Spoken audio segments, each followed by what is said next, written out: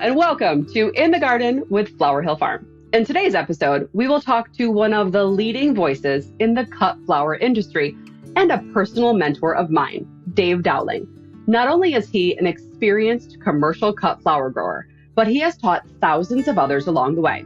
He's been such a valuable resource in the industry, and I cannot wait to chat. Fun fact, I'm actually headed to Europe with Dave in just a couple weeks. We will talk about that, but we'll be also talking about all things cut flowers coming up. Today, though, I am inspired by the drip drops of melting snow as temperatures creep above freezing. The threat of an impending snowstorm has not passed, but knowing that spring is on the horizon, well, it's a welcome relief. I want to know what is inspiring you in the garden. It's coming up on garden season. I'd love to hear it. Send me your video clips, and you might be featured right here on this podcast. If we choose your submission, we will send you a gift. Email me your inspirations to Nicole at botanicalinterests.com. The greenhouses on Boone Street are filling up, and so is the grow room in my basement. We are starting thousands of seeds, including our seed of the day. It is straw flower. Straw flower is also known as an everlasting flower, and it originates from Australia. This hardy annual can tolerate a light frost, and it helps extend the garden season because it retains its color when dried, making it a favorite for decorating flower crowns, wreaths, and various craft projects. And did I mention, even fresh, they feel like straw. It's such a fun texture, especially for children to experience in the garden. Coming up, we will chat with cut flower guru Dave Dowling, so stay with us. Welcome back to In the Garden with Flower Hill Farm. Today's guest is someone whose name goes hand in hand with cut flower expertise. For decades, Dave Dowling has been helping flower farmers and gardeners grow better blooms, longer stems, and more productive fields. Many of you may know him from his years of leading the flower bulb and perennial programs for some of the most respected hort companies in the country, where he worked directly with growers to trial, select, and introduce varieties that perform beautifully in the cutting garden. Dave has an incredible depth of knowledge when it comes to specialty cut flowers, but what really sets him apart is his practical, grower-focused approach. He understands what works in the field, what sells in the market, and how farmers can choose varieties that truly make sense for their business. Today, we're diving into everything from variety selection, crop timing, to what makes a flower truly great for cutting, plus some tidbits from our upcoming trip to see where many of our bulbs come from. We're going to Europe. So whether you're a flower farmer, a gardener dreaming of armfuls of blooms, or just someone who loves learning from the best in the business, let's jump in and welcome cut flower specialist Dave Dowling. Dave, thank you so much for being with us today. Well, thank you. You made me sound like really important and special. Thank you. Listen, Dave, you've been a mentor of mine for so many years. I've learned so much from you. And when people ask me who I learned the most from in this industry, my answer is always Dave. So thank you so much. So for listeners who may not know your story yet, how did you first get pulled into the world of cut flowers? Kind of by accident. A long time ago, I always had flowers growing around the house, and, flowers at the end of the driveway in a flower bed. And I went on a bike ride with somebody and went to a farmer's market, and someone was selling flowers, and they had big bunches of cosmos, which had cosmos that reseeded at the end of my driveway every year and just had tons of them. I thought, people are selling those? You got to be kidding. So that was just kind of in the back of my mind. And then a year later, with another friend, went on a bike ride to actually go visit a flower farm that she knew, Leon and Carol Carrier with Plant Masters, and saw that they were making a living growing cut flowers literally in their backyard in a 2-acre lot in a community. They expanded since then. They have another farm and they've got much bigger. But I figured if they can do it, I can do it. So I started out really small. I was working full time at a garden center at the time, and I had Wednesdays off, and there was a weekday farmers market on Wednesdays. So I signed up for that farmers market, and let's just say it exploded from there and took over to where I ended up doing another farmer's market on Saturday, and then going to the garden center in the afternoon to work. And to get a Saturday morning off in the garden center was pretty hard, but I did the schedule, so I kind of did it without asking. So then I was doing the farmer's market 2 days a week, and after that first year doing markets 2 days a week, I told the garden center I wanted to quit and do the cut flowers full time, and they said, no, you can work part time. So I stayed with them for maybe another year and a half part-time, and then switched over to full-time, building greenhouses and tunnels and delivering to Whole Foods and florists and employees and all that kind of stuff. So it was, like I said, all by accident. Never really had a business plan or a plan that I'm going to plant here or grow this. And it changed every year. And I'm pretty sure pretty much everybody's farm business changes every year. You change your customer base, you change what you grow, you change when you grow and how you grow. It's always evolving. It's never permanent. Like you're going to always grow the same thing every year for the rest of your career. It's always changing. I am a testament to that, because yes. In 2018, when I first started, I literally, there in a video, I say, black and white, I will never own a nursery. And here we are, like 7-8 years later, and we're running our community's garden center. So yeah. It's just wild how different the track goes when you're building a business from scratch. Now, what were the first crops that you were planting? The easy things: sunflowers, zinnias, cosmos, celosia, all the easy stuff. There was some perennial peonies already growing on the farm, so sold those. And then soon, the first year I was growing, and then I bought more peonies because I realized they're really good to have. So basically, mainly annuals, and then started doing perennials after the first year, and then got into woodies with the lilacs and winterberry and that kind of stuff. Mm-hmm. Now, how long was it that you were farming before then you started to work for the companies that you were, getting some of your supplies from? I would still have my farm full time, and I started doing part-time sales for Edney flower bulbs. And then when I closed the farm for various reasons, Edney hired me full time to work for them. So I actually moved to New Jersey, worked for them in their warehouse and in sales. And then Fred Glockner Company bought Edney, and then 2 or 3 years later, then Edney or Glockner sold out to Ball. So now I worked for Ball. And I worked full-time for Ball for almost 5 years. It's hard to believe it's been that long. And then I sort of semi-retired a year ago. I'm still on Ball's payroll, but much reduced pay. I don't work directly with customers anymore, but I do things like I send out my cut flower email, work behind the scenes with their trial garden in their headquarters in West Chicago, and behind the scenes with the other people in cut flower department, and also helping any of the other sales reps with cut flower questions. When they have questions from their customers, I help them. Yeah, and honestly, we have a Facebook group because you also do some courses too on the side. Oh, yeah. So one of the courses that you teach is all about perennials and bulbs. And if you happen to take one of Dave's classes, you get put into this group. And I'm always shocked at how quickly you reply to the questions on there. I'll go to reply and I'm like, oh, Dave handled it. Dave's on it. Yeah. So you're really involved in that. Now, so for someone who is looking to get into the business and they're trying to decide what flowers to choose for cutting, what are some of the traits that you tell people to prioritize? Well, if you don't know much about growing, which are people who start this thinking it's a dream, but they've never really grown anything before, start with the easy things, the annuals that are no-brainers, things like sunflowers, zinnias, cosmos, celosias. But then you want to move into perennials as soon as possible, because things like peonies, they're a little expensive to get started, but they're going to produce flowers for the rest of your life. There's other great perennials like sedum, autumn joy, baptisia, that once you get this in your crop plan or in your field, they're going to produce flowers for year after year and make you money. But I always like to remind people, you don't make any money growing cut flowers. You'll never make a penny growing cut flowers. It's like a money pit. You make all your money selling cut flowers. So put as much effort and work into selling as you do into growing. A lot of people are intimidated at the aspect of selling. They could have amazing flowers, but they don't know what to do with them. Right. What are some outlets where they could find to offload all their hard work? Sell the stuff. One of the easiest ones is farmers markets, because anything that's blooming, you can take to the market and sell it.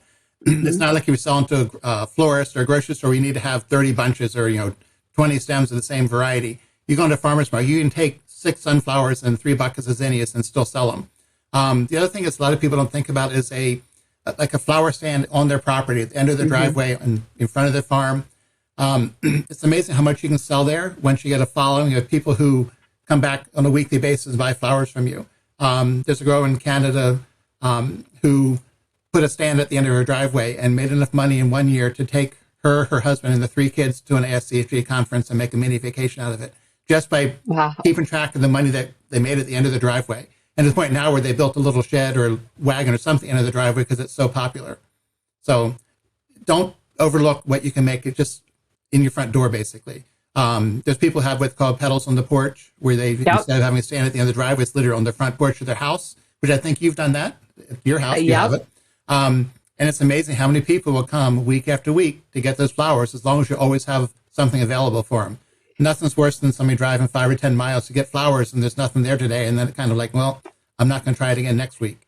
So you got to be consistent when you have whether it's going to the farmer's market, you make sure they're every week. If you're selling at the end of your driveway or at a farm stand, you've got to be there, have flowers there all the time. That's why I think the power of social media and really letting your customers know what's available, or if you sold out for the day, because that can happen. I've sold out quickly especially on a Saturday. But one of the most popular things that I've done here on the farm was the bouquet bar on the porch. And I think it was the timing of it. It kind of was during COVID. So there really wasn't a lot of things for people to do. They wanted to be outside. People didn't want to be next to each other. So the idea of being able to do something during that time was compelling, of course, but also the idea of building something beautiful from these buckets. And a lot of the flowers that we grow as cut flower growers are different than the ones that you see in the grocery store. So it was, talk about how unique the flowers that we grow are. What's the difference between what you see in the grocery store and what we're growing? Yeah, well, some things that the local grower can do that just usually aren't available in the grocery store, things like cosmos, the really cool celotias even, dahlias. Dahlias do not like going to a wholesaler or sitting in a grocery store. So if you grow local dahlias, I always say the ball variety is the sturdiest and lasts the longest. There's that huge cafe au lait dahlia, but it's kind of tricky. You only fit 6 in a bucket, whereas you do the ball, you can fit 30 in a bucket. So you make more money per bucket and per square foot in the garden. But things like that just do not ship well. Poppies, you've never see a poppy in anywhere, even a flower shop usually, because they don't transport, they don't move, they just don't last. Just so many different things. And some of the cool heritage or heirloom mums, they just don't have those big old-fashioned spider mums and stuff anywhere. So if you go to those different things, you can get a different clientele. You'll be known as the person with the really cool flowers. So I highly recommend growing, definitely grow the sunflowers and the zinnias, the easy stuff. But once you get to where you know what you're doing, grow some of those unusual things, or the things that don't ship, aren't at the grocery store, aren't at the local florist, and set yourself apart as somebody has something different and unique.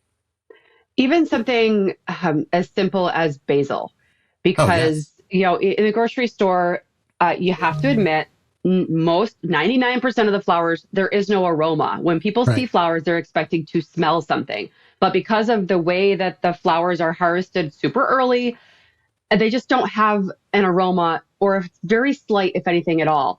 But when I grow lemon basil or cinnamon basil and I put it, and people are walking by, they're instantly like, what is that? And it attracts them to the booth. So even something as simple as a filler can really bring the crowd to your table at the market. Yeah, a unique filler. Because when you go to the grocery store, there's usually that leatherleaf fern and maybe some eucalyptus, which I think eucalyptus is great. But nobody sells basil in bouquets because it can't go in the coolers. It shouldn't go in the cooler, it turns brown. Mountain mint is great. The perennial mountain mint. There's so many cool fillers, plus all the woody stems, 9-bark and things like that work great as a filler and a foliage that aren't at the grocery store. No, everyone comments on mahogany splendor hibiscus. Anytime I have that, it has that beautiful red maple leaf, gorgeous shape, gorgeous color, and you've never seen that anywhere but a farmer's market. Yes, exactly. Occasionally a florist will have them from a local grower, but it doesn't go through the wholesale chain, so most end consumers have never seen it. So what are some crops that you think that look beautiful that are just not worth the effort? If I name some of these, people are going to write to me and say, you should have said that. To me, sweet peas are a lot of work for something that doesn't last long. I mean, a lot of work in trellising and harvesting, and you have the right location to grow them. To me, sweet peas aren't with it. I've never been a big fan of poppies, but if you have the right clientele, they can be good. But if you're selling at a farmer's market where people expect the flowers to last 5 or 6 days, it may not be the best thing.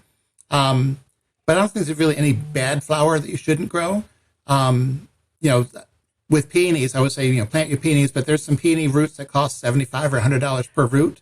And I'm like, why would you buy that? Because it's just another pink peony. You bought some, okay. I did. The etched salmon. I had to have the etched salmon. $30 or $35 a plant. It's come down, yes. It's much lower. Yes. But when you sell it, you can't sell it for twice the price. That's my problem. It's still a pinkish color peony, and for the most part, nobody's going to go, oh, let me give you an extra $5 for that. Yeah.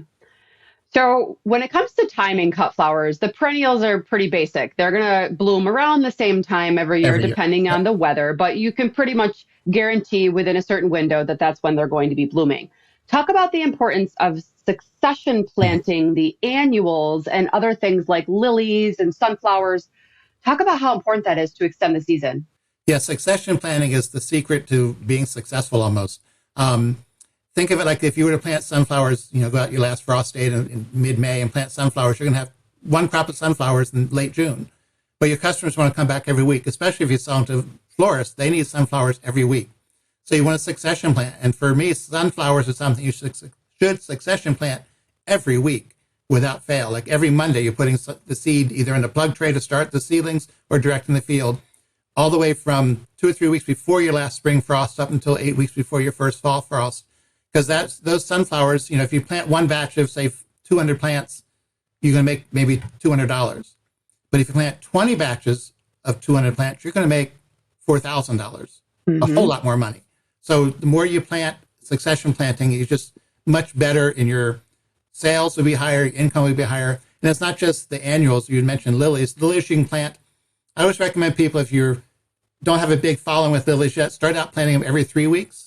But then you might find you might need to plant them every 2 weeks. And when I was growing, I planted them every week, year round. I had a greenhouse with lights and heat and grew 800 lilies each week, 52 weeks a year. Wow. So it's that kind of stuff that you get people come back, and if they come in on a Sunday or Saturday market and you don't have their color pink lilies they've been buying for the past 2 years, they're like, where are the lilies? Well, we forgot to plant them. You can't let that happen. If you're going to be succession planting and doing a successful cut flower business, you got to plan ahead. I mean, Dunkin' Donuts says donuts every day. They can't say, oh, we forgot to make them today. We forgot to order the flour. That doesn't work. Same with the cut flower farm. You got a succession plant, your sunflowers, your zinnias, your cosmos, all that stuff, so you have a continuous supply throughout the season. Because as soon as you stop having that continuous supply, you'll start losing some customers. And your regular customers are the ones that pay your bills. Starbucks is in business from the people who go there every day for coffee, not the ones that go for their birthday. So it's your repeat customers are the ones you want to make sure always have flowers for them, so they come back every week and give you money to pay your bills. That was one of my mistakes, not last year, because last year was different for me, but the year before I had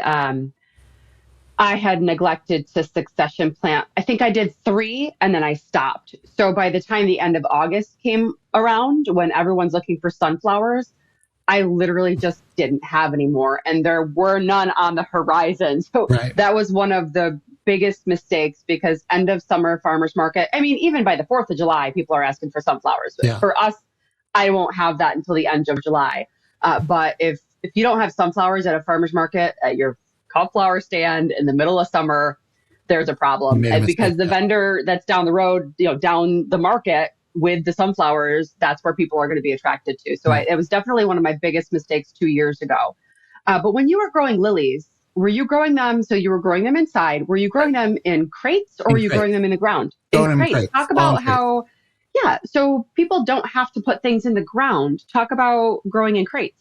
Yeah, some lilies and some other bulbs are really almost better grown in crates. The other thing to know is that we planted the bulb, harvested the stem, and then didn't save the bulb. We gave them away to friends. Occasionally we'd sell the bulbs in the fall and let people plant them in the gardens, but it was a one cut and done. So we got in the shipping of lilies every week, plant them in the crates with the soil, water them really good, let them sit somewhere cool until they sprouted. Sometimes it's a week, sometimes 2 or 3 weeks before they break the surface. Then they would go into the heated greenhouse to grow.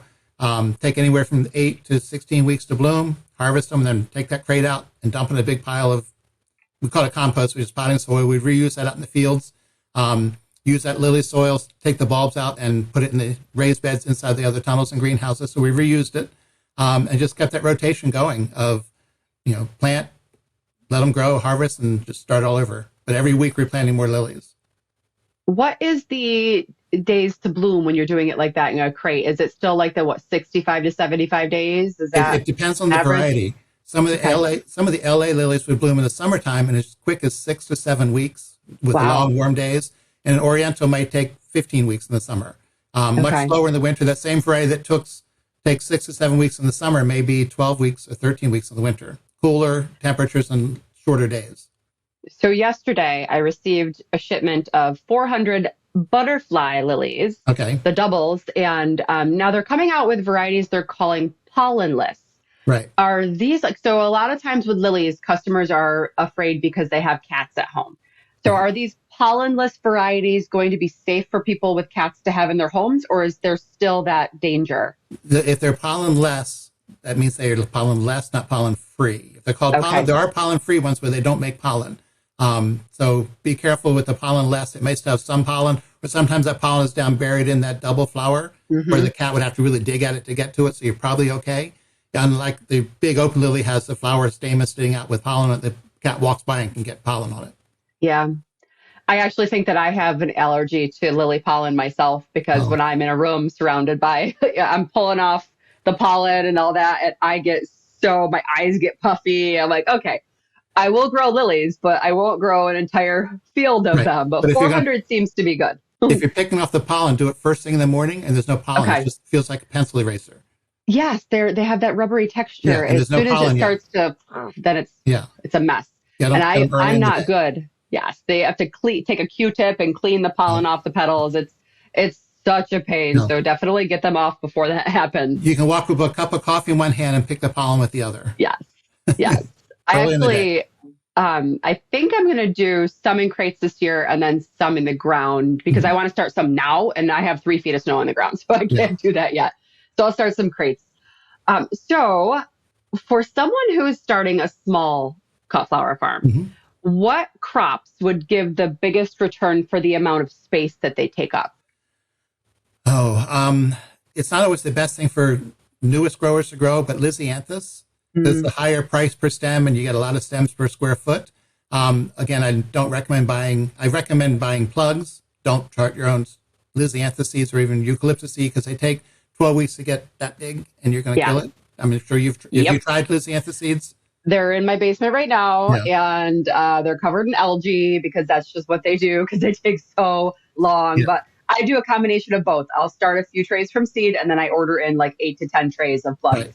Yeah, recommend ordering them in. But Lysianthus is a really good crop that customers love because they last so long in the vase. Your florist will buy them if you sell them to florists. Um, Things like even celotias and coxcomb, they're easy to grow. A good crested celotia or coxcomb can sell for $2 a stem. So you can get 10 or 12 of those in a square foot. So it's pretty good money per square foot. So Lysianthus is probably one of the longest to last in the vase. What Yes. are some other varieties that have a vase life like that? Sedum autumn joy lasts a long time. Straw flowers. Sunflower will last over a week if you pick it when it's just starting to open, and you should Hmm. sell it when it's about like that. It shouldn't be fully open. It should be, just opening when you sell it. Lilies last a long time, over a week because their buds continue to open. Um, that's about it. Yeah. So what comes to mind for me is ranunculus. Yes, Um, but that's not a beginner ranunculus flower. is no, it's not. It's not. I think it was my third or fourth year before I tried. I waited until I had a hoop house Yes, because you definitely for me should. in upstate New York. So Yes, talk about ranunculus. I think it's kind of having a moment right now where everyone just wants to grow these things. yes. They're so spectacular. The thing with the ranunculus is it needs cool weather. Mhm. Once the soil gets above about 60 degrees, they shut down and go dormant. So if you've got them planted out in your garden and the weather gets warm, they're going to turn yellow and die, and maybe even before they bloom. So it's almost required to have a high tunnel for them, unless you're in an area that it just never gets hot. And depending where you're at in the south, I would say from zone 6B and warmer, you plant them in October or early November in a high tunnel. Up north, you could plant them in the fall, but you got to really protect them a lot more. But a lot of people up north, like zone 6 or 5 and colder, they pre-sprout them and start them in January, put them out in the tunnel the first week of March, even though you might still be freezing because, like you said, you have snow on the ground, but your tunnels are warming up. To plant them out in the tunnel in early March, and then you have flowers in May up north. But again, you got to be really careful in the tunnel. Don't let it ever heat up by forgetting to open the sides and vent it on a sunny day. And even a sunny day when there's snow on the ground, you still need to vent it because it's going to be 100 degrees in Yeah. there and not good for the plants. Hmm. It was sunny out. So I'm averaging between 25 and 35 degrees for the past week or so. And it was 35 degrees and the sun was out. It was 92 degrees in my Yes. tunnel. And I can't roll up the sides right now because there's 2 feet of snow Buried. up against the sides. So I'm opening up the front, opening up the back, and I'm trying to get as much airflow as possible. Yeah. And then I just watered because at least I could get some cool water to those roots because I don't want anything to go dormant on me before I even see significant. I don't even have a stem yet because it's just too early for me. That's something else to remember about ranunculus and anemones. When you are watering them, make sure your water's not hot. You know, if you got the hose laying out in the sun or the drip tape header lines in the sunshine, run them through and flush out that warm water and water them with cold water. Mm-hmm. And even if you do have a few warm days, water them with cold water, even if it means overwatering, just to keep the soil cool. When it comes to corm size, because there's a lot of, obviously the smaller corms are cheaper, the larger corms are more expensive. I don't know if I've seen a tremendous difference between the number of stems. Right. Yeah. Talk about, some people are so hesitant to buy a 3-4. Yeah. I've been told that the growers in Holland grow the small ones and then ship out the big ones to sell to other people because they can make more money off the larger corm, but they grow the smaller ones for flowers. But I also had a customer one time that got the same color, same variety, both sizes, and there was a sizable difference in the output and the size of the flower and the length of the stems. Okay. But the smaller 3-4s still produce. A lot of it is dependent on how well you water and fertilize. They still need to be watered and fertilized well, and the small ones will still produce, maybe not quite as big and as great as the bigger size, but plenty big enough to use and to sell. Yeah. Especially some years, they just don't have the larger size available. I've had my order changed multiple times. I'd order a 5-7 and get shipped a 3-4, and I roll with the punches. That's what happens. But for me, maybe because I'm not growing them side by side with the larger corms, I don't really notice a difference. I'm still getting beautiful blooms no matter what size corm I'm using. Good. So a lot of people that listen to this podcast are backyard gardeners and not cut flower farmers, but maybe they would like to start to add some cuts so that they can bring some stuff inside. What are some varieties that maybe just the backyard gardener can add so that they could bring some beauty to their table? Well, one thing for the backyard gardener is finding something they can find the plants or find the seeds. Finding some of the plants we go it's very hard for a backyard gardener to find Lisianthus plugs or plants. Yeah. Sometimes I have Lisianthus in the garden center, but there's a short variety called Florist that only grows 8 inches tall. So you got to make sure that you're getting the cut flower, the taller varieties. But some things that work great in the backyard cut flower garden is Cosmos, but not the Sensation. Use Versailles or the Double Click. Sensation blooms depending on the day length, so it doesn't bloom till late summer. So the other two are day length neutral, so they bloom 8-10 weeks after they're planted. So use Versailles or the Double Click. Zinnias are always a no-brainer, very easy. One of the best ones to grow is the Binary series, which is really hard to find the seeds for that unless you're buying from a place like Johnny's Seeds. Are you selling seeds now or not? I don't know if you're selling seeds. I have the entire Botanical Interests lineup in my shop. Okay. I am not selling right now. I took a break from that because of last year. Right. Okay. But you can find them some other online suppliers that sell the Binary Giant series of zinnias. There's also the Uproar Rose, the what's the variety? The muted Oklahoma. Color. Oklahoma is a nice smaller one. It branches like crazy, tons of flowers. It's really good for more of that mason jar size bouquet. Yes. Because the flowers aren't huge. The Celosias are great. Some of the Kramer's Amazon gets huge. Some of the other wheat types, like the Selway, is really good. Gets lots of production and branches out. The Pompous Plume is a really good one. It's kind of feathery. Yeah, that gets a lot really of attention at the market too. Yeah. People it's something that they don't see. It looks like a mop head. Yeah, they love it. It's a very productive variety. The plant gets big. The more you cut it, the more it branches out. People don't think about marigolds. There's a series called Cocoa, which is good for cut flowers. It's really tall, grows 3, sometimes 4 feet tall. Ageratum Blue Horizon, which would be really hard for a home gardener to find, but it's a great filler flower. If you can find a eucalyptus plant in a garden center, sometimes they're selling them in this 4-inch pot. Go ahead and get one of them because they're an amazing foliage plant. Usually not ready to harvest until mid-July or late July, but then you cut it, it branches out and keeps growing. There's lots of stuff that a home gardener can grow. They can also do dahlias, gladiolas. Liatris is something a lot of people don't think about. I was in the box store last week and they had the box of Liatris, and they were really not bad price, less like 25 cents per corm for a box. I don't remember what store I was in, one of the Walmart or Home Depot or Lowe's. Yeah. So I always look at the plants to see what they're pushing on people this year. But it was the box of Liatris corms that was really a good price for what was in the box. And their perennial comes back every year. I love them. They're one of my favorite things to grow. And they, you harvest them when only a third of the florets are open, and then they just get bigger and better right in the vase for everyone, which I think is typical of a lot of the cut flowers that we grow, because people always say, oh my gosh, it must be so beautiful at your house. And what they don't understand is that if it's looking good at my house, then I'm losing money, because a lot of that stuff needs to be cut. Yeah. Right. Talk about why local flowers are so great for vase life. It's because we cut it so early, right? Right. Well, also, if you get a flower at the grocery store, if today's Monday, it was picked at least a week ago, unless it's from a local grower. There are local growers that sell to grocery stores. But if it's coming from South America or Holland or wherever else, it's at least a week old when it gets to the grocery store, even though it's been in the refrigerator and cooled all along the way. But it sits in the grocery store for 3 or 4 days, because I know I've gone to the grocery store, today, and I go 3 days later, and that same flowers are there. So they've sitting out on the floor for 3 days.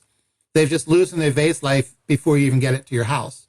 Whereas if you're buying from a local farm, it was picked maybe this week or a couple of days ago. They've had it in the cooler, but they bring it to the market or their farm stand, and it's just starting to open, and it's going to continue to bloom and open for you at your house.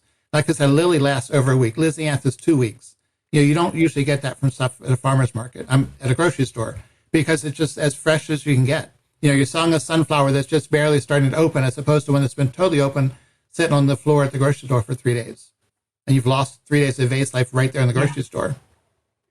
And it really is important, too, to give those stems a trim and change out the water. And people will, I've had customers come back to me and say, wow, Nicole, using the flower food really is making a difference in the vase life of the flowers and giving them a trim. Yeah, it's really important. Once you see the water getting a little cloudy down there, that means bacteria is forming, and all that bacteria is going right up to kill the vase life of your flowers. And not only change the water, but rinse off the stems while you're doing it. Because if there's good idea. Stuff in the stems, rinse them off when you cut them.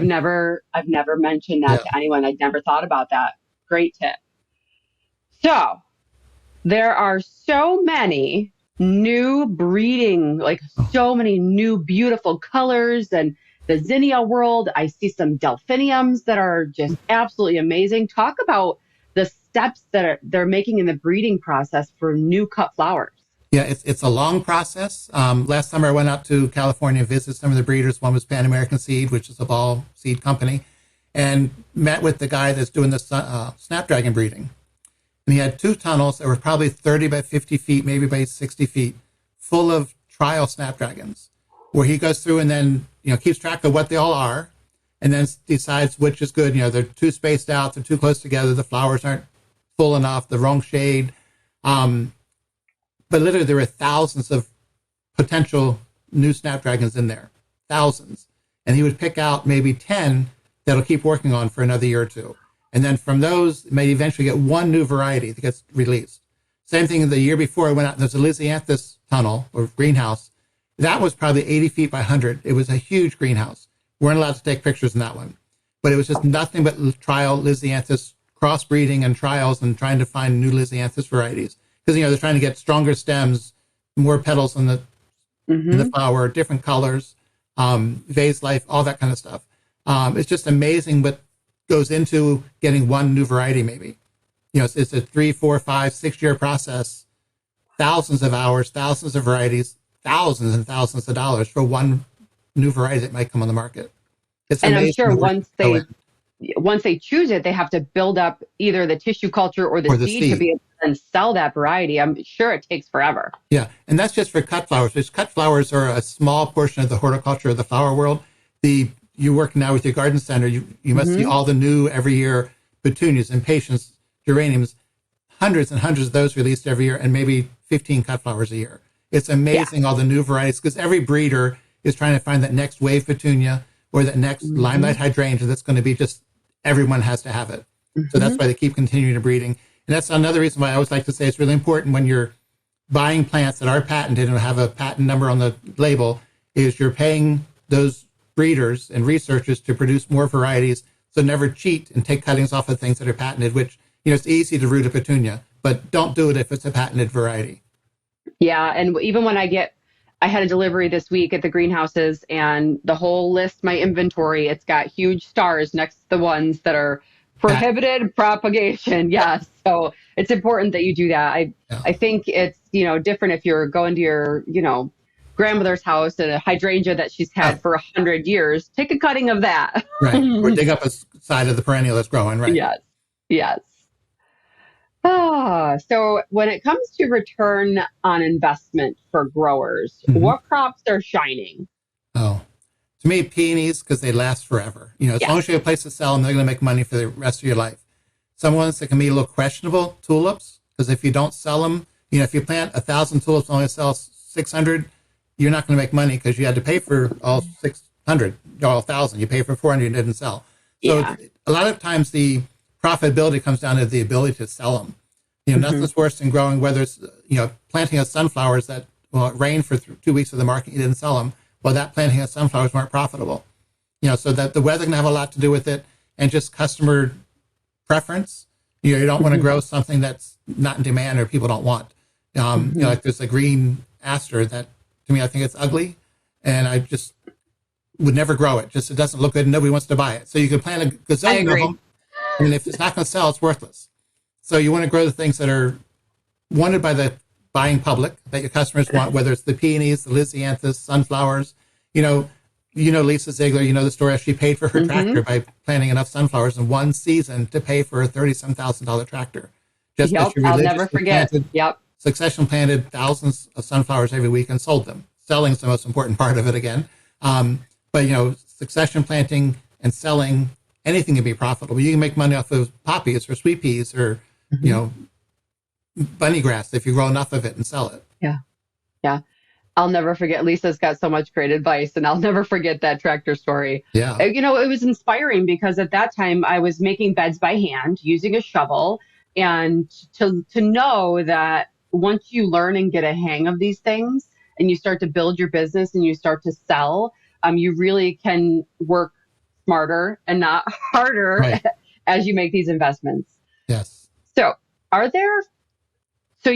like Ellen Frost, there are florists that are really starting to prefer working with local flowers. Yes. Are there any flowers that florists are wanting, trending?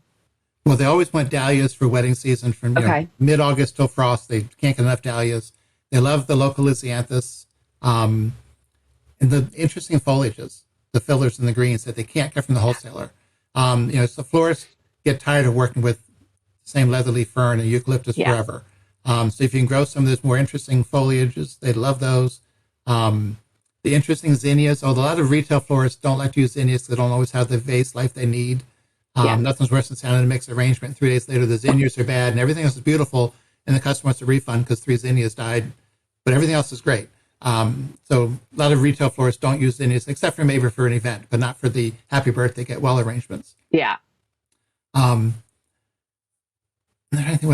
unusual stuff that they can't get from the wholesaler if you sell to a florist, whether it's poppy pods, because the wholesaler doesn't have those.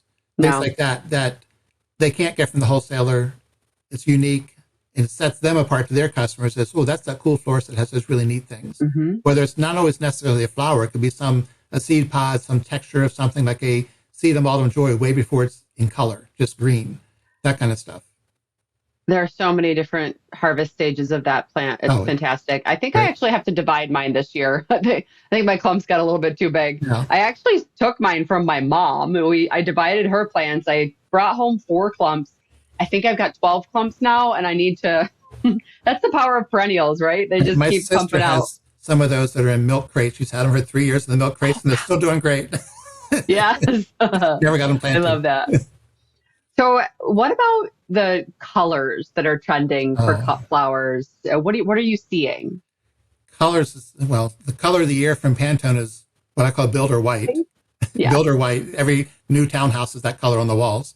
Yeah. Kind of boring, I think, but any color will go with it. Weddings have been that pastel, peachy, and apricot and blush for years with a touch of the burgundy in there. I wish they'd go back to some nice bright colors.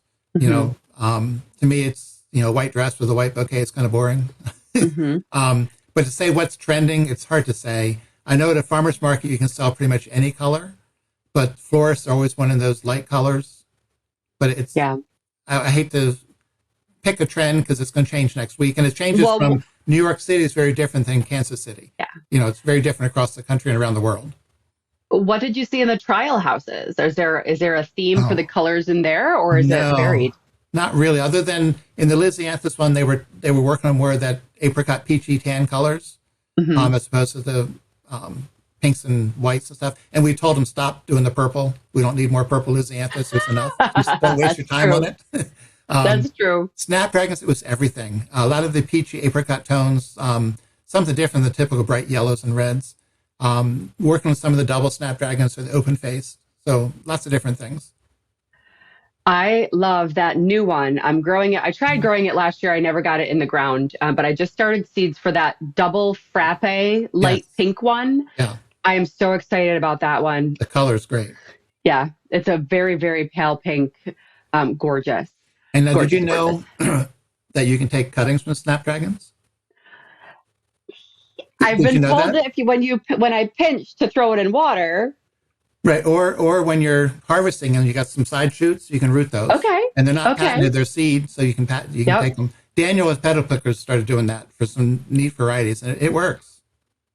So I actually just this morning booked my tour to Daniel's farm this fall. Oh, very good, good. I'll be there. He's on the tour, yeah. So good. I'll see you in a few days, really. Yeah. Are you doing both the tours? Both. I'm doing Three Porch Farm, yes, and good. My husband and I are going to come down. It's our 20th anniversary trip. Very good. It's a work trip.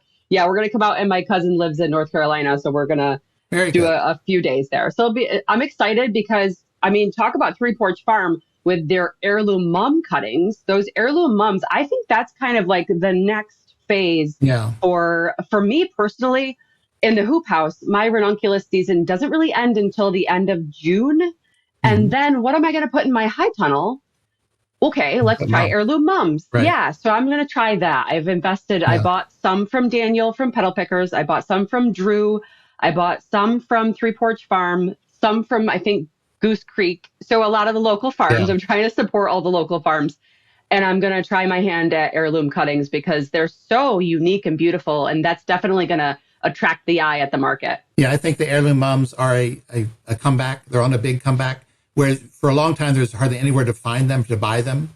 And the one company, King's Mums, stopped taking orders because they were just overwhelmed. But now there's all these other boutique farms like Pedal Pickers and Three Porch that are offering them. So I think a lot more growers have access to them. So a lot more growers are growing them. And the end consumer, whether it's the customer or even the flower shop, they want them. So it's a great plant to have. And it's that last boost of income in October and November that a lot of farms didn't have. I did a trial of them from Harmony Harvest. I bought one of their boxes, and this was 3 seasons ago, and they did beautifully, and I barely even watered them. I felt horrible. I was neglectful, and I walked in there, and there were beautiful blooms. So I know if I actually pay attention to them and get them on some drip irrigation, that they're going to be successful in there. So I'm excited. Very good. So we're going to wrap this up, but I want to talk about where we're headed later this month. So we're headed with a fantastic group of cut flower growers and florists, and we're going to France and Amsterdam. Talk about what we're going to see while we're there. Yeah, well, I scheduled this trip and invited some people I knew, and you were one of them. And so it's a small group. There's only 16 people total, and we're going to some of the different breeders and producers of a lot of the stuff that we all grow. In France, we're going to see Comptoir Polanus, which is the ranunculus supplier or grower and breeder, which I think you'll be blown away when you see that in person. And it should be ranunculus season. They should be blooming and working on breeding and all kinds of fun stuff there. So we're going there in France. And then in Holland, we're going to a bunch of different places. We're going to Greenworks, which is a big peony breeder and supplier, although we won't see peonies because they'll be just breaking the surface. But they're also a butterfly ranunculus people. So we're going to see the butterfly and romance ranunculus with them. We're going to Unix, which is a exporter or exports to the U.S. of bulbs and perennials. Let's see where else we're going. a place called Agricon, which is a hydrangea and dahlia breeder, which I've Oh, wow. never been there, heard of them. So going to see them. And look at other places we're going. Fred de Mulder, which is a dahlia breeder. So they'll be shipping out the end of their dahlias, but they grow all their own dahlias. They have their own parent plants or mother plants to take their cuttings. They do all their own propagation, do their own planting to grow out and breed and grow dahlias. Huge numbers of dahlias. So much work. Oh, Then we're going to the Kukenoff Gardens, which is the huge public garden with the amazing spring flower displays in greenhouse and stuff. So lots of places to go visit and lots of things to see. It's going to be fun. lots of food to eat. Oh, also. yeah. We're stopping at a few restaurants. Yes. I don't know what I'm most excited about, but I am excited to see the auction floor because we're going to the that's auction, the something that auction. you see. Yes, you see the videos, and I'm excited to see that. But mostly, I'm excited to see the things that are blooming and the new and exciting things that are on the way. And honestly, I'm even just as excited to be with that group of people, with the like-minded. The cut flower community is really a fantastic group. So I'm excited. Yeah, one thing about the auction a lot of people don't realize is it's not just Dutch flowers there. It's flowers from all around the world. A lot of from Africa and South America go through the Dutch auction and then go into the rest of Europe or back to the U.S. It's not just Dutch flowers there.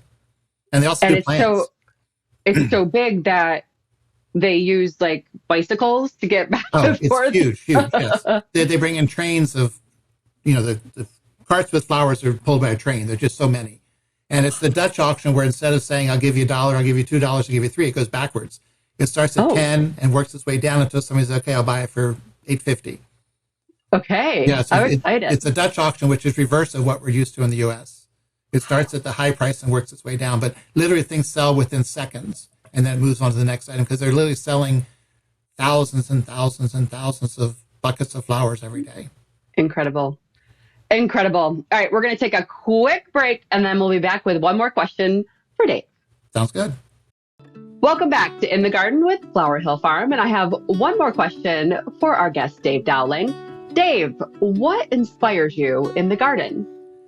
Well, one thing I think must say that inspires me is the growers who start out and really put the effort into it and become something. People like you, Drew Grosinger at Clara Joyce, Petal Pickers with Daniel, where they started out on a small scale and they just gotten crazy big. And I assume successful. It looks successful in the front. I haven't asked them to see the books, see their accounting stuff. But they all seem to be successful and happy in what they're doing and leaving their mark on the industry, which I think is great. Yeah. I think that's what inspires me, just people being successful, whether it's someone that's growing to be bigger or someone that just wants to stay on that 1 acre in their backyard, but they can keep doing it every year because they're doing it successfully. That's what drives me and makes me want to keep doing it and keep helping people be successful. Because I know I've always said before, and I always hope that my boss doesn't hear it, it's like, I didn't care where people bought their stuff. I just wanted to be able to do it again next year. Yeah. So that's what drives me is people being successful and happy in what they're doing. And it's inspiring to watch them. And I love following all of them. Yeah. They're so fun. So thank you, Dave, for hanging out with me today. Yeah. And we will be stuck together for a whole week in 2 weeks. It's going to be great. Yes. Looking forward. Thank you so much. We'll see you soon. All right. Thanks. Bye-bye. Yep. Bye-bye. Thank you so much for hanging out with me today. I'm your host, Nicole Pitt, and you can find more of my garden adventures over on Instagram, YouTube, and Facebook at Flower Hill Farm. And of course, all of the seeds and garden goodies we talked about are waiting for you at botanicalinterests.com. Or check your favorite local garden center to see if they carry botanical interests, like we do at the Boone Street Nursery. Save 5% by using the code INTHEGARDEN. Want to see what we're talking about? Subscribe to the Botanical Interests YouTube channel for the video version. We'll see you next time in the garden. I'll meet you there.